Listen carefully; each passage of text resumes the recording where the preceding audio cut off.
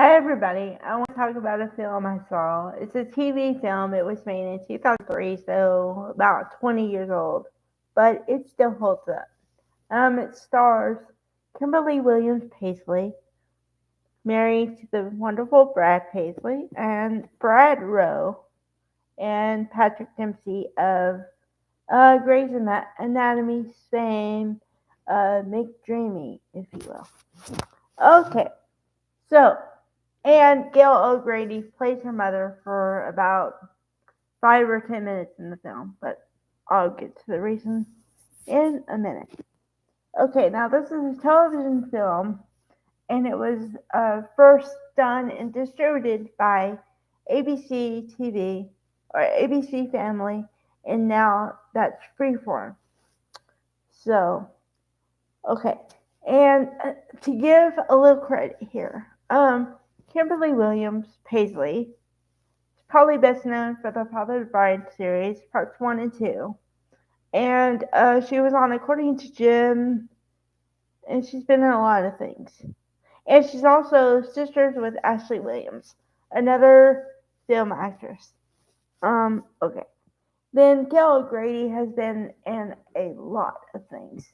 Um, she was in a television movie called Another Woman's Husband, and she was in a couple episodes of Two and a Half Men, and she's been in a lot of things, like I said. And her roles vary from uh, she hasn't really played a mother, I don't think. She's played a vixen or a housewife, but like where it's really weird. She doesn't wear much makeup, but when she wears a lot of makeup, her it shows. Because in Another Woman's Husband, she played the wife of the guy, and then he left her for another woman, the other woman, or he was gonna leave her for, but it was Lisa Rinna, and then they two became friends. So then Lisa didn't want to be cheating on her friend with her friend's husband, kind of a thing.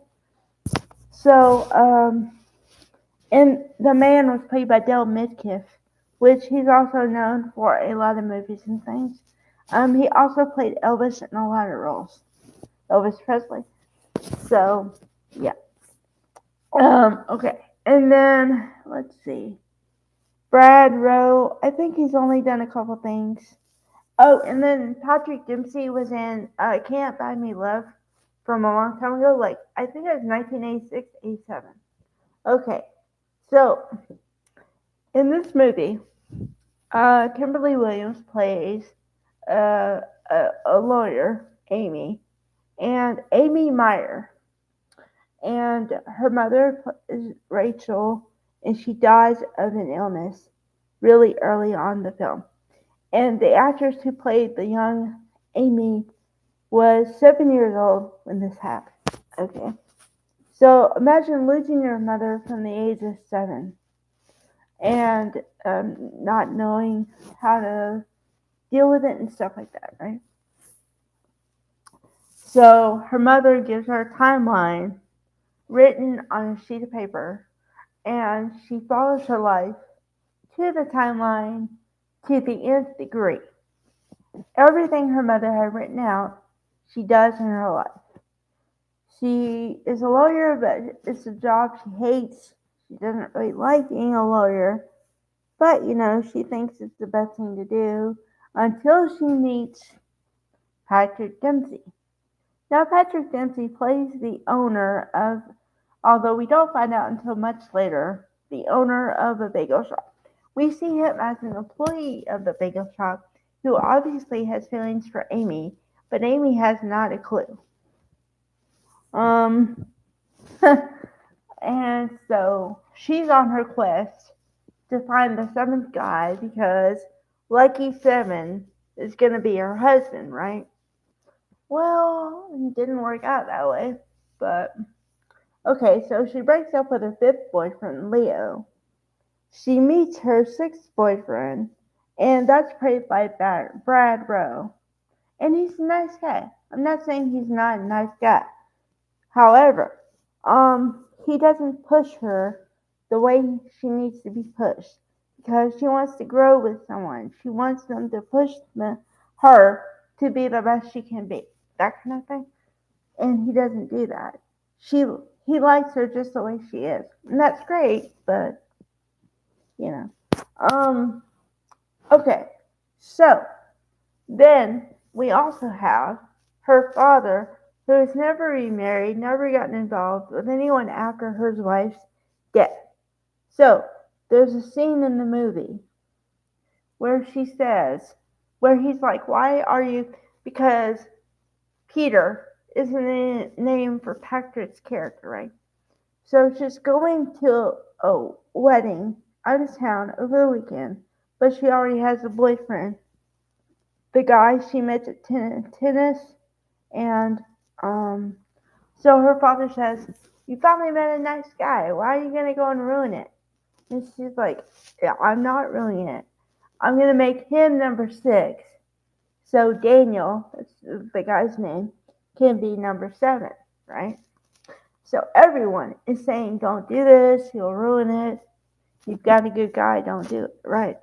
So she goes to the wedding, and they they ultimately fall in love, but Amy doesn't see it that way.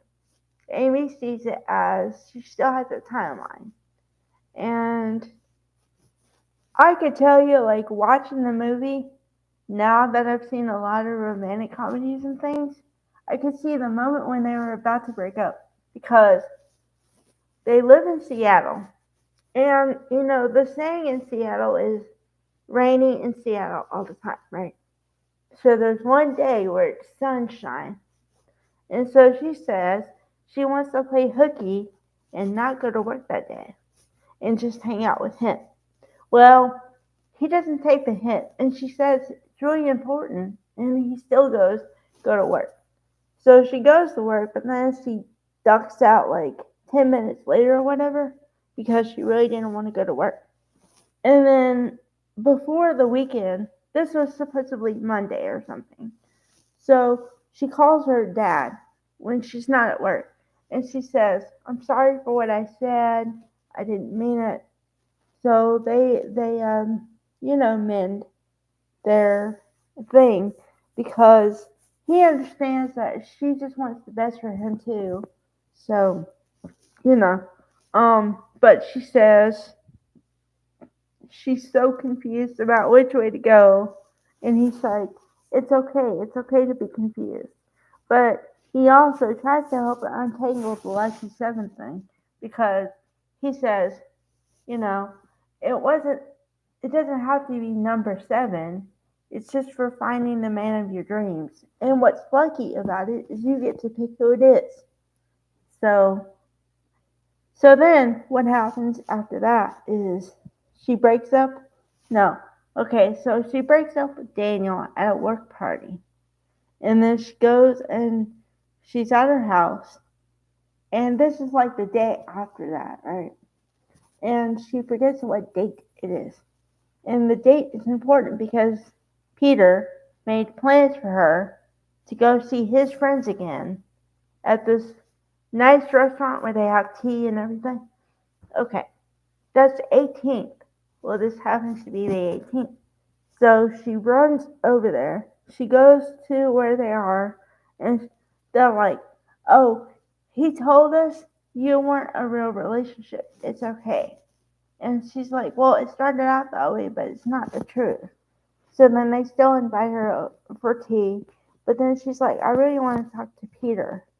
So then she runs out looking for him, and she's at the restaurant where they had breakfast the last morning, and then she's sitting down waiting for a chocolate tart and a tea, right? Okay, so he says the one line that he hated because the last boyfriend used it. He said, "I'll have what she's having," but the way the ex-boyfriend said it was, "Yeah, I'll have what she's having." So he's like, "Okay." So he says, "I'll have what she's having," and then it's funny, you know. And then, from then on, they get back together. And they get married. But see, I don't know how long a time duration that was because the last scene is her in the wedding dress and the veil. And you know, he's in a nice suit, so you can assume they got married, but you don't see the wedding. But so anyway, so then she takes the timeline that her mother drew, draws a heart, and says that you know she got married, and then she puts the chest away. She takes the key out and puts the chest away. So very nice movie. I've seen it, like I said, I've seen it at least, I don't know, 6 times over the years. I mean, not all the time, but whenever I find it, I watch it, and it always resonates. So, all right, bye guys.